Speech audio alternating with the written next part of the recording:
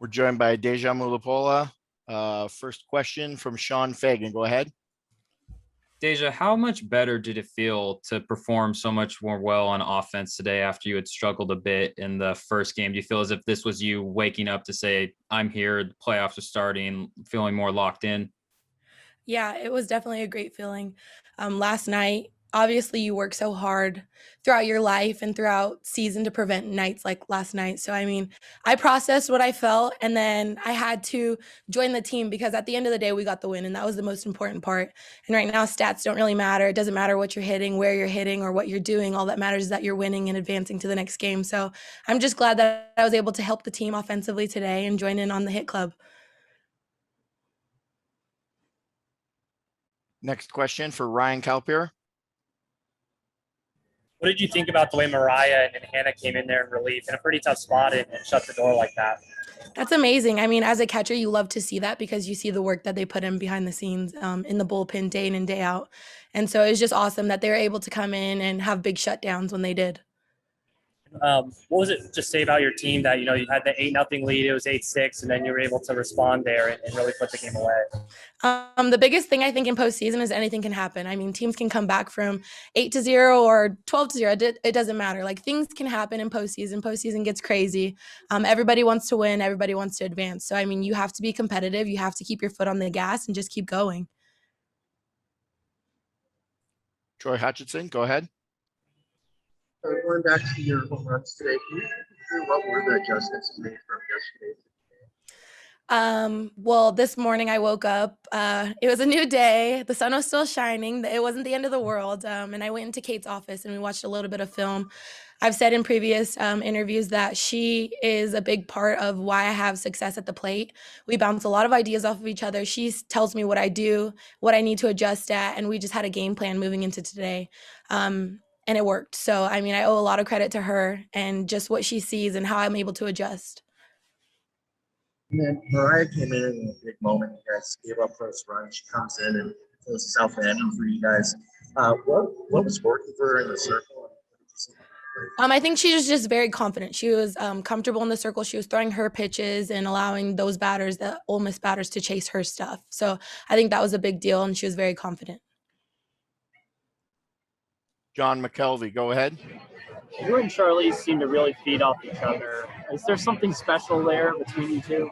Oh, yeah, I love her. Anybody who knows Char knows that she's such a family-oriented girl. Like, she wants the best for you at all times. I mean, she's a big player, and she's only a freshman. So I love that she's a catcher with me and that she's right behind me. She's always cheering me on. We're always rooting for each other, and we just want the best. Like, we just want each other to succeed. And I know as long as she's in the lineup and she's behind me, I'm in good hands, regardless of what I do.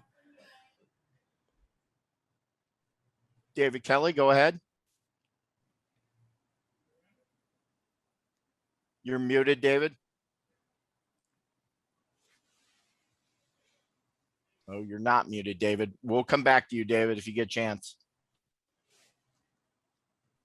Alec White, go ahead. Yeah, Deja, tomorrow, win or lose, this will be the last day for you and some of the other seniors at Hillenbrand. Just what do you think those emotions are going to be tomorrow? They'll probably be everywhere. I mean, the fans here have been amazing, even though we've just had them for 2 games at full capacity. But they're a big deal. And whether you play at home or it's important to win on the road because Oklahoma City, you're on the road regardless. I think that's going to be a good test for us to get a little bit of taste of what it's going to be like to be on the road, especially with such a young team that we have. So, I mean, we're going to definitely miss being here, being in Rita, but we're going to embrace it, and hopefully we get that win. David Kelly, you want to give it another go? Can you hear me? Yes. Okay, awesome. Deja, just when you look at the outfield there and you see the 30 regional titles, do you guys almost come to expect that this is where you should be? You should be in the regional finals. You should be at least winning a regional to get to the next round? I mean, that's always the goal, but at the end of the day, you have to take each game as it is and just worry about winning each game. And when you do that and you slow things down and you just get the job done and take care of the softball, I mean, things like that happen and you will be a regional winner. So I think just as long as you take care of what needs to be taken care of 1 game at a time, that will find you. if that makes sense. Thank you, Deja. Thank you. We're now joined by Charlize Palacios. Sean Fagan, you're up first. Charlize, you've arguably had the best performance of all of the starting position players and over the course of 2 games. I mean, you're going like 6 for 8, 8 RBIs. What do you say has been leading to such a tremendous success, even though you have no experience so far in the playoffs up until these 2 games? Yeah, I mean, I've been excited to be in playoffs since before the season even started. I mean, our team thrives in playoffs, and that's just the most fun that I have. I mean, a stage like this is awesome to play on, and being with these girls, I think we're peaking at the right time. And then just a quick follow-up to that, it just, as you just mentioned, it seems to sort of ease off when it seems as if your team is having more fun. So do you feel that for you, it's been less stressful and been more fun, and that's also led to you being able to perform so well? Yeah, you hit it right there. We're having a lot of fun right now. I mean, the pressure's off. You're not playing the same pack teams that you've been playing for the whole regular season. So now we're playing different teams. It's a whole different ball game, and no one remembers what you did in the pack, and it's all a new game right now. So we're just having a good time and enjoying each other and enjoying the game. Troy Hutchinson, go ahead.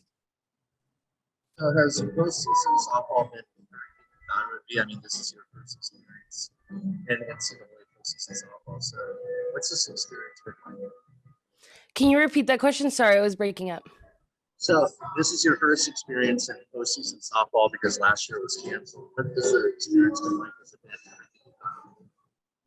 Yeah, so I think what I got from that is this experience is just so different. I was able to get a little glimpse of the regular season, but this postseason right now has been super fun. Just taking it one game at a time and just enjoying it.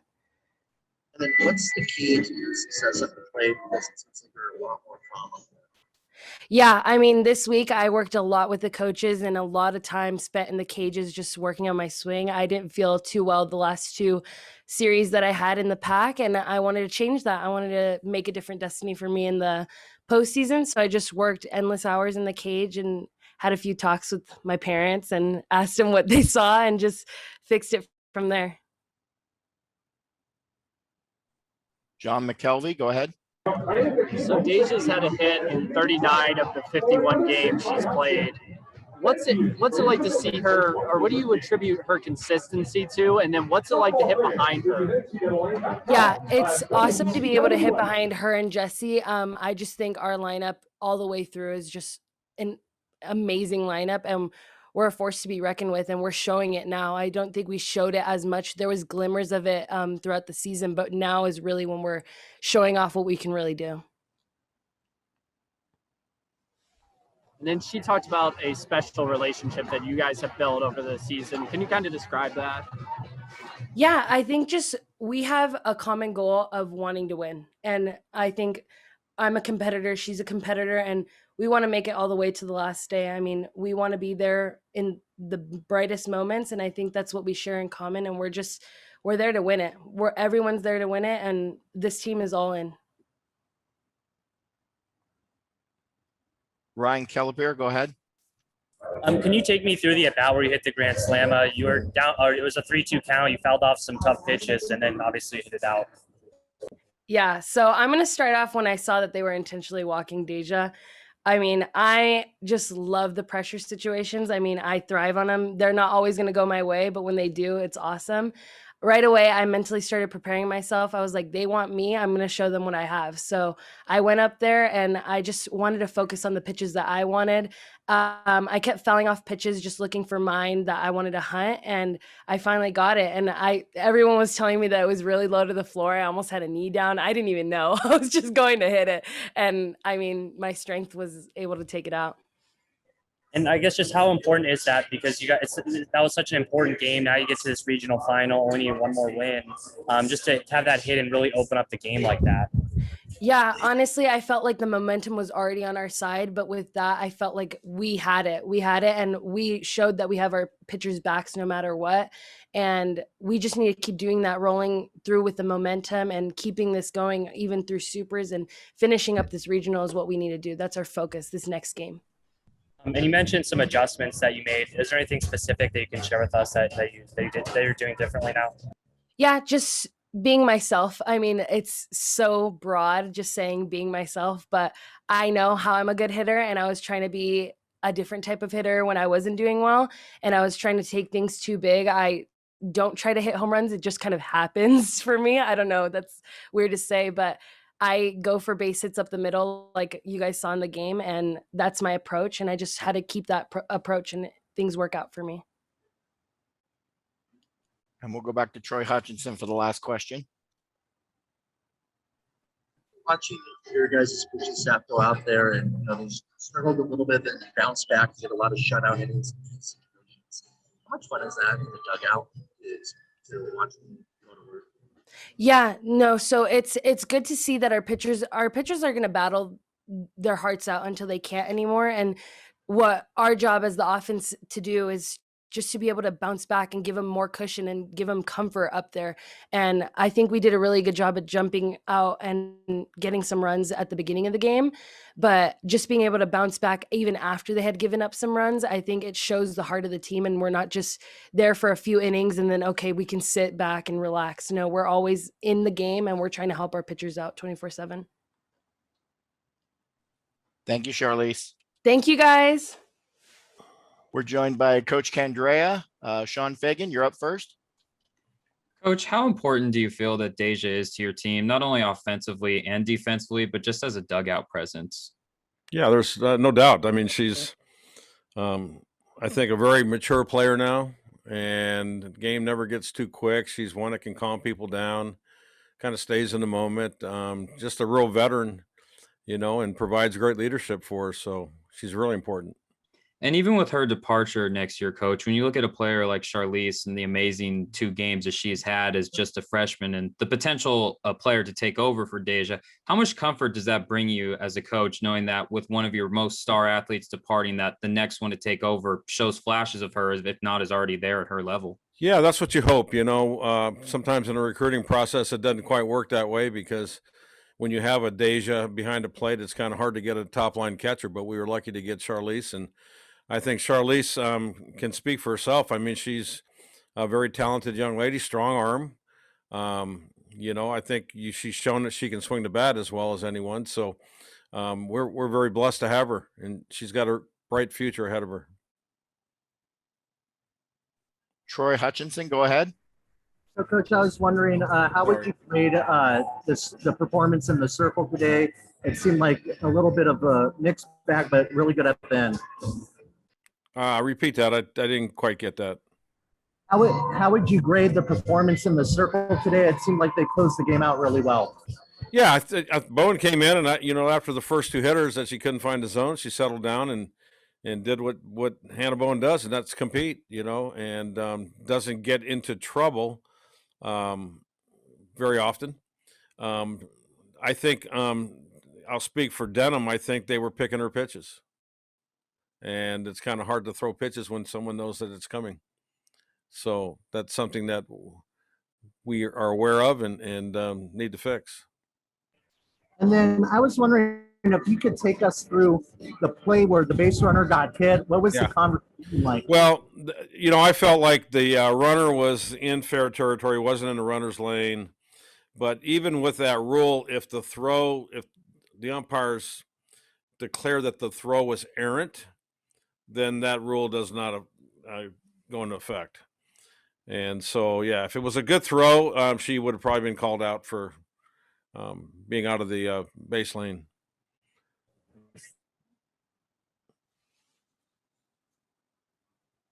Ryan Calipari, go ahead. Mariah was pitching really well there, and then you went with Bowen. Yeah. I mean, how much faith do you have in Bowen in those situations? It seems like, especially recently, when the moment gets tough, she really rises to the occasion. Yeah, I mean, she's been our hot hand and has proven that she can come in and put out fires. My only concern with Mariah was a rise ball pitch with the wind blowing out like it was. I thought Denham was the perfect match today to keep the ball in the ballpark, and unfortunately that didn't quite happen. But she understands where she's at, and Denham will be ready tomorrow. I think it'll be all hands on deck again. And I think this team from here on out, that's what you're going to have to see. Hitters And are tough. what does it just say about your team? You know, you're up 8-0. You see it get trimmed down to 8-6, and they were able to respond like that. Yeah, that's I think that's an indication of our veterans, you know, not hitting the panic button and just getting back to having quality at bats. And I think that's where those seniors really play a big part for us because they kind of set the example in the dugout. You know, they didn't press the panic button. They were talking to everyone, saying, "Hey, you know, we just need to settle down and go out and have some competitive at bats." And so it's great to have that leadership. David Kelly, go ahead. David Kelly. Oh, Hey, Mike, how you Hey. doing, brother? what's up? Not too much. Hey, just when your girls look out there on the wall and they see the fact that you've won this thing 30 times, how much is it important for them? And do you want them to have that mentality that, look, this is where we're supposed to be. This is Arizona. We're supposed to be in this game on Sunday. Oh, absolutely. I mean, it's something that we talk about from day one, and we talk about when we're at Hillenbrand Stadium, you know, that we expect to win. And when it gets into a regional and you're hosting, then yeah, they know the bar's been set, the expectations are high, and they understand it. And that's why they come here. You know, obviously, if that would scare someone, they probably wouldn't be coming to Arizona. But I think it's a great thing that we have. You know, that tradition has really built that, and sometimes it can get away from you a little bit, and you have to kind of dial them in to just play for themselves. But it's hard when you walk out there every day and you see the numbers and you see the championships and you see the great players on the wall. To me, that's kind of been something that I've wanted kids to look at each and every day, to be one of those people that want to have their name on the wall. And so, yeah, it's good. Sean Fagan, go ahead. So, Coach, with all the time that you now have, a bit more than you did yesterday for the next matchup, Yeah. what is it that you feel is most important to use this extra time that you now have for yourself and your team? Well, get rest. You know, rest and recovery right now for our pitching staff, and a lot of it's just a mental rest more than anything. You know, these kids are used to playing. And we played 4-game series all year in conference, so they're ready for that. But I just think just getting away from the ballpark, relaxing a little bit, getting their mindset on tomorrow, and we'll have to wait around and see what things look like tomorrow as far as our schedule. But we'll be prepared and we'll be ready. And then, as you mentioned a bit about pitching today, it seems as if the strike zone was a bit tough to find, especially those lower pitches not really getting called as much. Do you feel that there might be any adjustments you have to make in case that happens again? You know, I thought the strike zone was consistent, and I think that's all you can ask for. I thought he did a pretty decent job back there today. But yeah, I mean, I was a little concerned when the low pitch wasn't being called. You got down him on the mound, and you want to have that pitch, but you know, you have to be able to adjust from that. I mean, that's one of the adjustments you have to make in a game is the umpire, you know, and what kind of zone are they from a hitter standpoint, from a pitcher standpoint. What is the umpire calling? You know, some of these guys were calling pitches up in the zone. That can be really tough on you. The only thing I don't like is when the plate gets about that wide. Then that becomes tough. And final question for John McKelvey. Yeah, Coach, you've been searching for the big clutch hit in a lot of your tough games this year. To get so many today, is that reassuring for this lineup? Well, it makes me feel good right now. You know, I mean, it's something that we have been missing is that key hit and being able to blow a game open. And you know, when we put the 8 runs on the board, I really felt like when they walked Deja that Palacios could hurt him. You know, she got a good pitch, and so that was good to see. But we just have to keep, you know, having competitive at bats, and I think this team's good enough that you know, to the most part, we should be able to come through in clutch situations. But that's part of the game. You know, if everyone came through every time that they were in a situation like that, the game would be boring. and that's what makes it tough. You know, a lot of things change, whether it's a physical, emotional change at the plate, whether you're pressing, whether you're not seeing the ball well. I mean, there's so many factors swinging the bat well. And confidence is a really hard thing to keep in this game. And if you've ever played baseball, you know why the best hitters get a hit 3 out of 10 times. You know, it's tough. And so all you can really do is prepare yourself, and you got to walk up to the plate and trust your approach to the plate. And then whatever happens, you have to respond and get ready for the next at bat. And I think if you kind of handle that cycle, then you got a chance of having some long-term success. But if you let the first at bat control your feelings for the rest of the day, this game will be really tough on you. Thank you, Coach. Absolutely. Bear down.